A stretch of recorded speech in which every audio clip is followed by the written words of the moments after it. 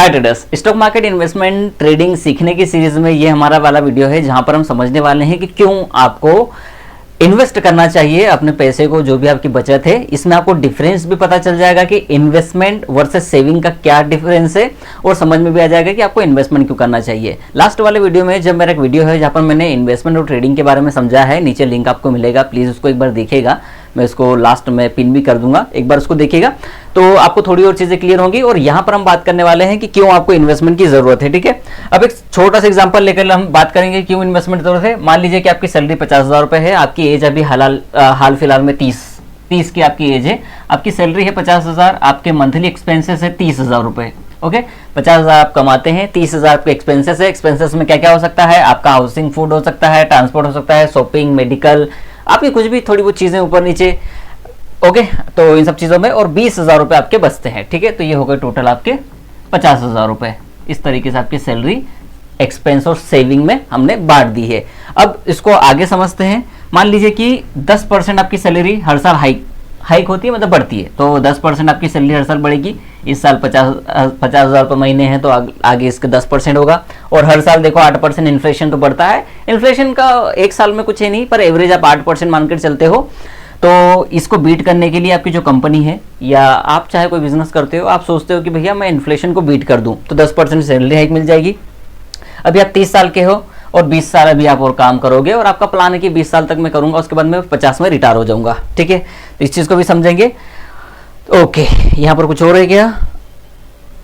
The balance cash of 20,000 per month is retained in the form of hard cash. Hard cash मतलब कि shaving है, इसमें कुछ भी बढ़ के नहीं आ रहा है। आपके 20,000 रुपये हर साल बच रहे हैं और 20 साल बाद आप रिटायर होने वाले हैं। तो 20 साल बाद किस तरीके की चीजें होंगी, हम यहाँ पर सिर्फ बात कर रहे हैं सेविंग की। ठीक है, ये पहले साल की बात है, आप 31वें साल की बात है। 6,60,000 आपकी 6 लाख रुपए सैलरी है, 50 × 12।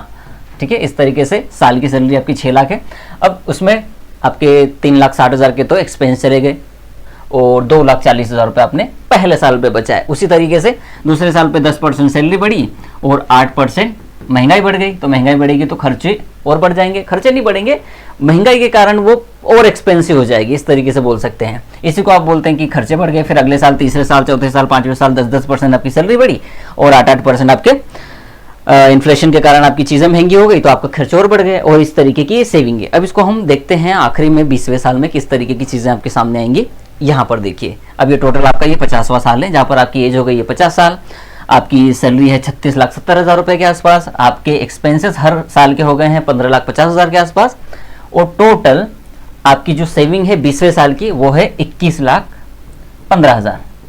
ये 20वें साल की सेविंग है, ये 19वें साल की है। तो इसको टोटल हमने करके पूरे 20 साल की जो आपकी सेविंग बनाई है वो है 1.78 करोड़, 1,78,00,000 इतनी आपकी सेविंग है। और थोड़ा आगे डिजिट है, आप पढ़िएगा। देखिए, तो ये आपकी जो टोटल सेविंग बची, टोटल इनकम तो बहुत हो जाएगी। इनकम को तो आप यहाँ पर जोड़ेंगे तो अच्छी चीज़ रहेगा, पर टोटल सेविंग आपकी इतनी रहेगी और एक्सपेंसेस आप अगर टोटल करेंगे तो कोई मतलब नहीं निकलेगा, क्योंकि अब आप रिटायर हो गए हो तो आपके 1,78,00,000, 1,80,00,000 रुपए आपके पास अब बचे हैं। आगे आप देखो क्या हो गया, 50 में आप रिटायर हो गए। अगर आप 70 भी जीते हो तो भी 20 साल बचते हैं। अब आप कुछ नहीं कर रहे हो, ठीक है। और अगर 80 जीते हो तो फिर आपके पास 30 साल हो गए हैं। तो अब ये 30 साल कैसे कटेंगे, क्योंकि देखो ये तो 50वें साल का है, 50वें साल में ये भी 8% बढ़ेगा, तो आगे किस तरीके से चीज़ें होंगी। ठीक है, और ये भी 10% से बढ़ेगी। पर अब ये खत्म हो गई, क्योंकि अब तो आप काम ही नहीं कर रहे हो ना, पर महंगाई तो बढ़ेगी भाई, और चीज़ें भी महंगी होगी, और आपके पास पैसे से बिकते ही हैं आगे 20 से 30 साल चलाने के लिए। अब इसको हम आने वाले चीज़ों में समझते हैं। देखो यहाँ पर 20 साल में टोटल आपने 1.8 करोड़ जुटाए हैं, मतलब 1,80,00,000 रुपए। अब since the your expenses are fixed, आपकी एक्सपेंसेस फिक्स हैं, आपकी सैलरी तो अब है नहीं और चीज़ें तो उसी तरीके से रहेगी जो मैं समझा रहा था आपको। तो अब अगर 8% आप मान के चलो कि महंगाई बढ़ेगी, तो ये 1.7 करोड़ आपको चलेगा थोड़ी आगे। यहाँ पर देखोगे what would you do after run out. देखो 8 साल बाद तो ये खत्म हो जाएगा। आपकी रिटायरमेंट के 8 साल बाद अगर 8% की महंगाई लगातार और आपके एक्सपेंसेस उसी तरीके से होते हैं तो ये पैसा 8 साल में खत्म हो जाएगा। तो जैसे मैं कह रहा था कि अगर आप 70 भी जीते हो तो बाकी 12 साल का क्या, 80 जीते हो तो बाकी 22 साल का क्या, आगे क्या होगा। ये तो तकलीफ है, क्योंकि आप काम तो करोगे नहीं 50 के बाद। तो इस डिफरेंस को कवर करने के लिए इसको इन्वेस्ट करने की ज़रूरत होती है। ओके, इसको देखना है ना, ठीक है। अब हमने इसमें क्या कर दिया है, किस तरीके से चीजें की है उसको समझते हैं। ओके, इन्वेस्टमेंट क्यों जरूरी है वही वाली चीज समझ रहे हैं। अब हम इसको मैं थोड़ा सा यहाँ पर ले आता हूँ, फिर आपको चीजें समझा देता हूँ। क्या किया हमने, ये वाला केस इन्वेस्टेड 12% पर एनम। हमने क्या किया कि हर साल की हमारी जो सैलरी आ रही है, जैसे हमारी सैलरी आ रही है 2,40,000 रुपये हमारे पहले साल में बच रहे थे। ये सेविंग की बात कर रहे हैं, सेविंग की, सैलरी की नहीं। सैलरी तो हमारी 6 लाख रुपए आ रही थी पिछले साल, पहले साल पे, और उसमें से 3,36,000 या कुछ इस तरीके से आपका एक्सपेंस हो रहा था और 2,40,000 आपके बच रहे थे। अब हमने 12% हर साल के हिसाब से इसको इन्वेस्ट किया, 2,40,000 को अगले 20 साल के लिए हर साल 12% ये बढ़ेगा। अब 12% क्यों लिया, 8 भी ले सकते थे, 20 भी ले सकते थे। हमने 12% ही क्यों लिया, क्योंकि जो एक्चुअल मार्केट है, चाहे वो इक्विटी शेयर्स हो, चाहे कोई टर्म पॉलिसी हो, चाहे गोल्ड सिल्वर हो, ठीक है, ये जिस तरीके से इकोनॉमी बढ़ रही है, जिस तरीके से मार्केट रिटर्न दे रहा है, मार्केट मतलब जैसे निफ्टी 50 या बेंचमार्क टोटल मार्केट इंडेक्स, उनका जो रिटर्न होता है वो रिटर्न होता है 10 से 15% के बीच में, पूरे इक्विटी मार्केट का मान लो। गोल्ड सिल्वर का तो 9% एवरेज रिटर्न होता है, पिछले 40 साल से इसी तरीके के रिटर्न है।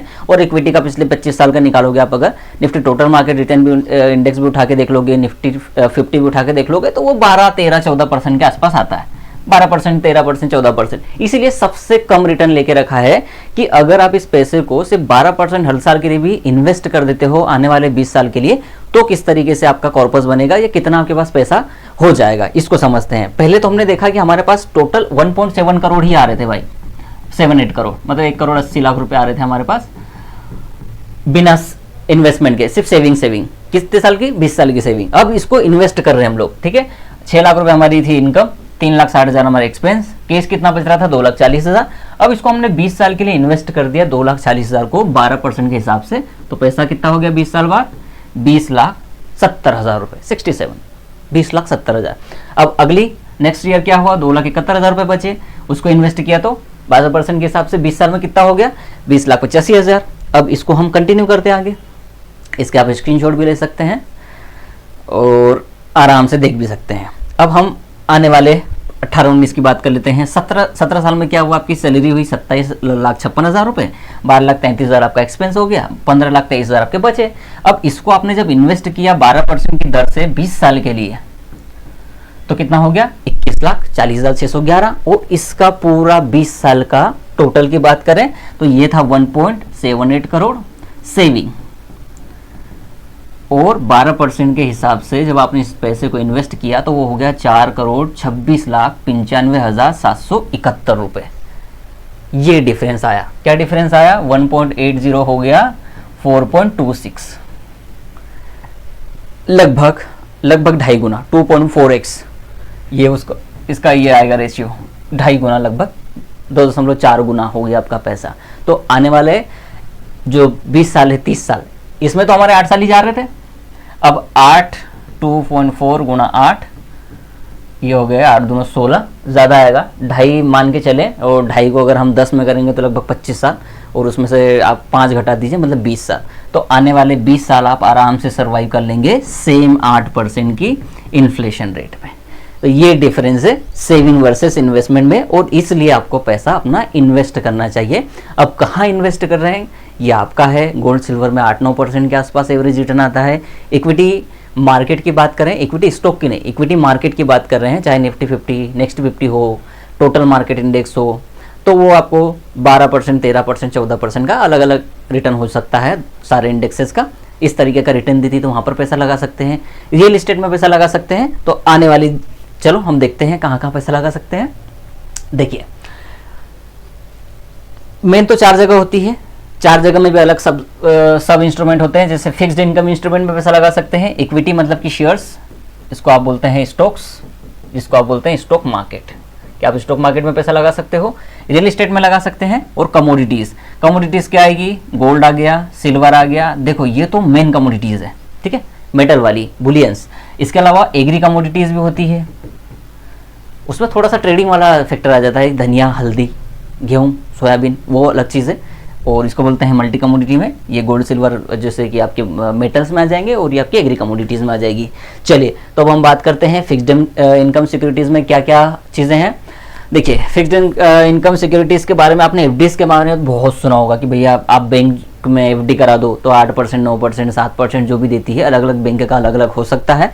आप बॉन्ड्स में इन्वेस्ट कर सकते हैं, जी सेक कहते हैं इसमें, इसे गवर्नमेंट सिक्योरिटीज जो बॉन्ड लॉन्च करती है आप उनको खरीद सकते हैं। अब उसमें डिफॉल्ट रिस्क नहीं होता क्योंकि गवर्नमेंट दे रही है वो 100%, उसमें कोई डिफॉल्ट नहीं होता पैसा कि पैसा डूब जाता है। सबसे सेफर जो होता है वो होती है गवर्नमेंट सिक्योरिटीज, ठीक है। उसके बाद आते हैं बॉन्ड, ये भी गवर्नमेंट रिलेटेड एजेंसी से जारी करती है, तो ये एक तरीके का है जैसे हुडको जारी करता है, एनएचएआई जारी करता है। और कुछ बॉन्ड्स होते हैं जो कि कॉर्पोरेट्स, जो कि कंपनीज होती है। आपने अगर अदानी ग्रीन एनर्जी बॉन्ड्स के बारे में सुना हो, हाल ही में आए थे, तो उनको भी आप खरीद सकते हैं। मतलब कॉर्पोरेट जो प्राइवेट कॉर्पोरेट होती है, या आप बोल सकते हैं कि कंपनीज के द्वारा, गवर्नमेंट एजेंसीज के द्वारा, गवर्नमेंट के द्वारा और बैंक के द्वारा, इस तरीके से होते हैं फिक्स्ड इनकम इंस्ट्रूमेंट। इसमें फिक्स्ड इनकम इसलिए होती है क्योंकि इनका सर्टेन होता है, इंटरेस्ट पे करती है कंपनियां, गवर्नमेंट या जो भी बॉन्ड इश्यूअर है, और बैंक इंटरेस्ट देती है। तो ये सबसे सेफर मोड होता है, पर यहाँ पर रिटर्न कम होता है। चलिए अब हम बातें हैं इक्विटी। इक्विटी के बारे में, और अगर आप मुझे फॉलो कर रहे हो तो आपको इक्विटी का मतलब नहीं बताना पड़ेगा मुझे। इक्विटी स्टॉक होते हैं, कंपनीज अपने स्टॉक एक्सचेंज पे लिस्ट करती है, आप उनको बाय सेल कर सकते हैं या उनमें लॉन्ग टर्म या शॉर्ट टर्म के लिए ट्रेड या इन्वेस्ट कर सकते हैं, ठीक है। ये बीएससी और एनएससी दो एक्सचेंज है हमारे पास, दो हमारे यहाँ, दोनों से आप उस स्टॉक को खरीद सकते हैं। अगर वो दोनों पर लिस्टेड है या किसी एक पर लिस्टेड है तो खरीद सकते हैं। अब अगर इक्विटी की बात करें तो यहाँ पर थोड़ा सा आप ध्यान दीजिएगा, ये थोड़ा सा डिफरेंट है। When an investor invest in equity, unlike a fixed income instrument, there is no capital guarantee. सबसे पहले ये चीज, ये डिफरेंस है fixed income instrument versus stocks या इक्विटी, या इक्विटी स्टॉक बोल लीजिए आप, ठीक है। ये डिफरेंस आएगा क्योंकि यहाँ पर कोई गारंटी नहीं, चला स्टॉक तो 500% चल जाएगा साल भर में, और नहीं चला तो वो 0% पर रहेगा। ये कर सकते, ये होता है, माइनस भी हो सकता है, ठीक है। तो however as a trade off the returns from equity investment can be extremely attractive. In Indian equities have generated return close to 14% to 15% CAGR over the past 15 years. ये इक्विटी स्टॉक का नहीं है, ये इंडेक्सेस का है। Stock का तो particular किसी स्टॉक का कितना भी हो सकता है यार। जैसे एलटी की रिटर्न की बात करें तो 20% का रिटर्न है पिछले 10 साल का, लार्सन एंड टुब्रो। CAGR की बात करें तो अलग हो सकता है। Investing some of the best and well run Indian companies has yield over 20% CAGR, ये भी यही कह रहा था मैं। In the long term identifying such investment opportunities required skill, hard work and patience. ये देखो, इसमें तो जब स्टॉक पर्टिकुलर इंडिविजुअल स्टॉक की बात करें, वहाँ पर इन्वेस्टमेंट करने के लिए आपको बहुत पूरे fundamental, financial, technical, market condition, global market condition, economy किस तरीके से चल रही है, इस सेक्टर का क्या भविष्य है, बिजनेस मॉडल क्या है, सब पढ़ना पड़ता है। बॉन्ड में ऐसा नहीं है, फिक्स डिपॉजिट में ऐसा नहीं, बैंक में पैसा डाल दिया, बैंक देखे क्या करना, अपने को तो 8% मिलना ही है, उस तरीके से चीजें। तो ये स्टॉक में ये डिफरेंस है। और वो मैं यही कह रहा था कि इंडिविजुअल स्टॉक का तो परफॉर्मेंस कुछ भी हो सकता है, ये इंडियन इक्विटी मार्केट का परफॉर्मेंस है पिछले 15 साल का, जो 12 से 15% के बीच का है। आप एक बार निफ्टी का CAGR उठा के देखिए, निफ्टी 50 का CAGR, निफ्टी नेक्स्ट 50 का CAGR उठाकर देखिए, टोटल मार्केट रिटर्न इंडेक्स का CAGR उठाकर देखिए, आपको चीज़ें बहुत से अच्छे समझ में आ जाएगी। आप निफ्टी स्मॉल कैप का, मिड कैप का, लार्ज कैप का, ये जितने भी इंडेक्स हैं इनके CAGR आप पिछले 20 साल के उठाकर देख लीजिए, आपको पता चल जाएगा कि थोड़ा सा डिफरेंस तो आएगा ही आएगा, ठीक है। ये तीसरा है रियल एस्टेट, यहाँ पर हम इन्वेस्ट कर सकते हैं। रियल एस्टेट मुझे नहीं लगता किसी को समझ में आता होगा। रियल एस्टेट मतलब प्रॉपर्टी, जमीन, कमर्शियल, नॉन कमर्शियल हो सकता है, लैंड खरीद सकते हैं, बिल्डिंग्स खरीद के बेच सकते हैं, तो वो रियल एस्टेट का इन्वेस्टमेंट हो गया। चौथा होता है कमोडिटी। कमोडिटी में भी दो कमोडिटी होती है, एक तो आपकी जो मैंने गोल्ड, सिल्वर, कॉपर, एल्यूमिनियम ये वाली चीज़ें बताई, और दूसरा की एग्री कमोडिटी। लेकिन थोड़ा सा हम यहाँ पर समझ रहे हैं गोल्ड सिल्वर के बारे में ही, तो इस चीज़ को ध्यान से रखिए।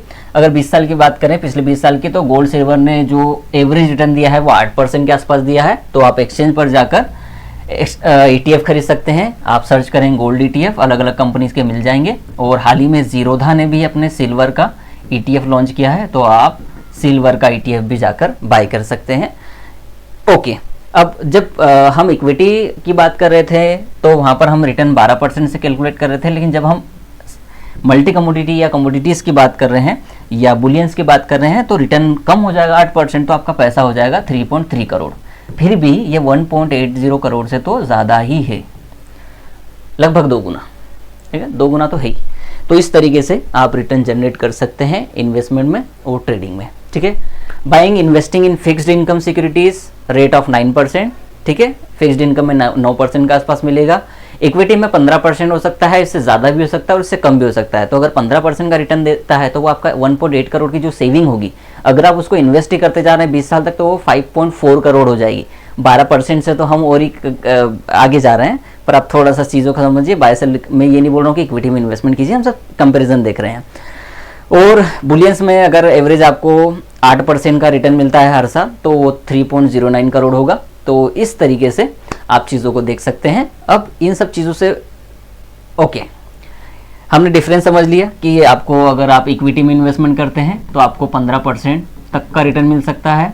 अगर आप कमोडिटी की बात करें तो आपको 8%, और एफडी या फिक्स्ड इनकम सिक्योरिटीज़ की बात करें तो फिर आपको वहाँ पर मिल सकता है 9% के आसपास। जनरली जीसेक का भी इतना ही होता है, गवर्नमेंट सिक्योरिटीज जीसेक बोलते हैं उसको, हम पढ़ेंगे कभी जीसेक के बारे में। तो इस तरीके से कर सकते हैं।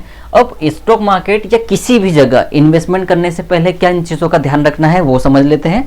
बहुत ही क्लियर चीज़ है, तो आपको आसानी होगी।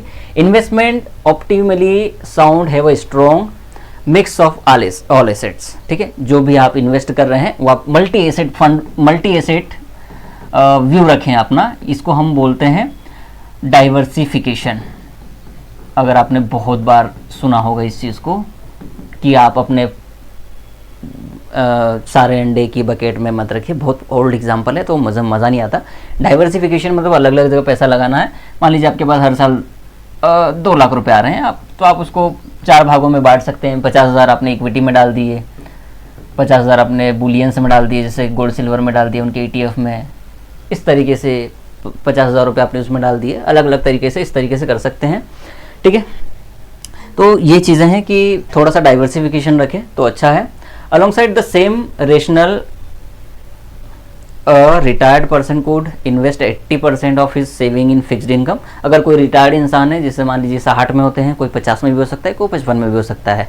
आर्मी वालों का तो 35 साल 40 साल में भी रिटायरमेंट हो जाता है। अगर वो वहाँ से छुट्टी लेना चाहें तो वो, अगर रिटायरमेंट हो गया आपका, आपकी पेंशन आ रही है या कुछ भी आपकी इनकम आ रही है, तो उसको 80% आप फिक्स्ड इनकम सिक्योरिटीज़ में रखें, 10% आप इक्विटी में और 10% आप मेटल्स में रख सकते हैं, गोल्ड सिल्वर में ETF के ज़रिए। ये चीज़ें हैं, ये एक अच्छी चीज़ है। तो करेंगे तो आपके ज़्यादा रिस्क नहीं रहेगा, और रिस्क नहीं रहेगा तो ज़्यादा चिंता नहीं रहेगी। तो जो बुढ़ापा है वो आसानी से कटेगा बिना चिंता से, क्योंकि आप रिटायर इसीलिए हुआ है, ठीक है। ओके, कुछ इंपॉर्टेंट बातें। रिस्क और रिटर्न की बात करें तो जितनी ज़्यादा रिस्क उतना ज़्यादा रिटर्न, जितना कम रिस्क उतना कम रिटर्न। ये इक्विटी मार्केट के लिए है, ठीक है। और ये हर जगह काम आता है। बिजनेस में जितनी ज़्यादा रिस्क लोगे उतना ज़्यादा रिटर्न मिलेगा, और कम रिस्क लोगे, सेफ चलोगे तो एवरेज रिटर्न रहेगा। तो इस चीज़ में थोड़ा सा ध्यान दें। Investment in fixed income is a good option if you want to protect your principal amount. अगर आप अपनी जो पूंजी है उसको पहले रखते हो, प्रायोरिटी आपकी ये है कि ये पैसा नुकसान ना हो, तो फिर फिक्स्ड इनकम इंस्ट्रूमेंट में या सिक्योरिटीज़ में जाइए या फिक्स्ड इनकम प्लान में जाइए आप, ओके, क्योंकि ये रिस्क कम होते हैं। You have the risk of losing money when you adjust the return for inflation. Example of fixed deposit which gives you 9% when the inflation is 10% means you are net losing 1%. Fixed income investment is best suited for ultra risk investor. Ultra risk averse investor, averse मतलब जो इस तरीके की risk से बचते हैं। अब एक चीज़ ये भी है कि अगर 10% का इन्फ्लेशन है, महंगाई अगर 10% से बढ़ रही है और अगर आपकी इनकम 9% से बढ़ रही है, फिर भी जो आपका पैसा है उसकी वैल्यू तो कम ही हो रही है ओवर द पीरियड। चाहे आपके पास आज 1 लाख रुपए है, लेकिन अगले साल वही चीज़ आपको 1,10,000 में मिलेगी, जबकि आपका इन्वेस्टमेंट जो बढ़ा है वो 9% से बढ़ा है, तो 1,09,000 हुआ। फिर भी आपको 1,000 रुपये, मतलब लगभग आप मान लीजिए कि 1% तो आपको महंगाई पड़ी रहा है। यही चीज़ समझिए यहाँ पर। Investment in equity is a great option. It is known to beat the inflation over long period of times. Historically, equity investment has generated return close to 14 to 15%. However, equity investment can be risky. Can be risky क्या 100% risky है ही है। Equity investment तो सच में ही risky है। तो थोड़ा सा यहाँ पर ध्यान दें कि इसमें पैसा लगाने से पहले सोच लें कि आपका पैसा नुकसान भी हो सकता है, आपको बड़ा नुकसान हो सकता है। इसलिए तो 93% अभी वो बढ़ चुका है लॉस करने वालों का आंकड़ा, आप पढ़ते होंगे। ओके, यहाँ पर real estate investment requires a large outlay of cash and can not be done with smaller amount. ये जो रियल एस्टेट में आप इन्वेस्टमेंट करते हैं उसके लिए बड़ा पैसा चाहिए, पहली बात तो। और दूसरा ये है कि इसमें लिक्विडिटी नहीं मिलती। लिक्विडिटी का क्या मतलब है, जो आप इसको कन्वर्ट करना चाहें अगर केस में, जैसे आपके पास कोई प्लॉट है ना, आपने प्लॉट खरीदा, मान लीजिए कि 1 करोड़ रुपए में आपने प्लॉट पहले खरीदा था। अब इसको जब आप बेचने जाओगे ना तो बायर नहीं मिलता, टाइम टेकिंग है। जबकि जैसे आप इन बॉन्ड्स की बात करें तो बॉन्ड्स को आप रिडीम कर सकते हैं आसानी से। क्या हुआ, ओके, स्टॉक्स को आप लिक्विड कर सकते हैं। Stocks also concern of liquidity. Liquidity की प्रॉब्लम तो होती है, लेकिन यहाँ पर बहुत ज़्यादा होती है रियल एस्टेट में, बहुत ज़्यादा, क्योंकि बाहर ही नहीं मिलता। आप लोग को सब जानते हैं इसके बारे में। तो बड़ा पैसा लगता है और लिक्विडिटी नहीं हो सकती। You can't buy or sell whenever you want. जब आपको बेचना हो तब आप बेच नहीं सकते, क्योंकि टाइम लगेगा। और अगर आप बहुत ज़्यादा इंटरेस्टेड है तो जो बायर है वो नॉट इंटरेस्टेड है या लेस इंटरेस्टेड है, तो फिर नेगोशिएशन में दिक्कत आती है। 1 करोड़ आप बेचना चाहते हैं 1.2 करोड़ में, है ना, 1 करोड़ 20 लाख अगले साल। आप चाहते हैं कि 20% का कैपिटल अप्रिशिएशन मिले मुझे, लेकिन वो बोल रहा है कि भैया नहीं 1.1 करोड़। ये दिक्कत आ जाती है, सिर्फ सीधे 10% घटा दिया ना, ये वाली तकलीफ आती है। Okay, gold silver are known to be relatively safer, but historical return on such investments has not been very encouraging. Encouraging का मतलब है कि बहुत ज़्यादा अच्छे नहीं है इसके रिटर्न, क्योंकि अगर 8% की महंगाई है और 9% रिटर्न आ रहा है तो बहुत ज़्यादा पैसा बढ़ नहीं रहा है। तो ये एक तकलीफ है। लेकिन अगर जो लोग सिर्फ सेविंग कर रहे हैं उनके लिए तो अच्छी चीज़ है कि भैया 9% बढ़ रहा है। तो इन सारी चीज़ों पर हमने बात की अभी इस वाले वीडियो में, कि आपको इन्वेस्टमेंट क्यों करनी चाहिए, क्या डिफरेंस आता है सेविंग वर्सेस इन्वेस्टमेंट में, और क्या इंस्ट्रूमेंट है जहां पर आप पैसा लगा सकते हैं। अब आने वाले वीडियोस में हम और अच्छे से बात करेंगे हर चीज़ के बारे में, इक्विटी के बारे में, कमोडिटीज़ के बारे में, रियल एस्टेट के बारे में, बुलियंस के बारे में। लेकिन फिलहाल इस वीडियो में इतना ही है। वीडियो अच्छा लगा तो लाइक करें, शेयर करें, चैनल पर नए हो तो सब्सक्राइब जरूर करें।